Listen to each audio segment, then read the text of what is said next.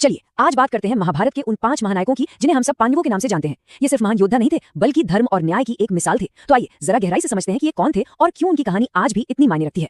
तो सवाल उठता है कि आखिर ये 5 पांडव थे कौन। देखिए, उनकी पहचान सिर्फ उनके नामों तक ही सीमित नहीं है, इसके पीछे एक बहुत बड़ी कहानी है। अगर एक लाइन में कहें तो वो धर्म, साहस और न्याय के जीते जागते प्रतीक थे। उनकी पूरी जिंदगी, उनका हर फैसला, हर संघर्ष इन्हीं 3 चीजों के इर्द गिर्द घूमता रहा। तो कहानी की शुरुआत होती है हस्तिनापुर से। पांडव 5 भाई थे, राजा पांडु और उनकी 2 रानियों कुंती और माद्री के बेटे। पर उनकी पैदाइश की कहानी में एक बहुत ही खास, एक दिव्य पहलू भी छिपा हुआ है।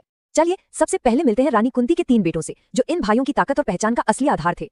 और इनमें सबसे पहले सबसे बड़े भाई आते हैं युधिष्ठिर, पांडवों के नेता और धर्म के अवतार। युधिष्ठिर की मां तो कुंती थी, पर उनका जन्म स्वयं धर्मराज के वरदान से हुआ था। और शायद यही वजह थी कि सच और न्याय उनके स्वभाव का हिस्सा था।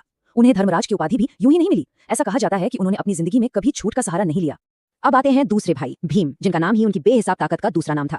भीम की मां भी कुंती ही थी और उनका जन्म पवन देव यानी हवा के देवता के अंश से हुआ था। जरा सोचिए, इसी वजह से उनमें तूफान जैसी ताकत थी और इसी जबरदस्त बल से उन्होंने दुशासन जैसे कई अधर्मियों का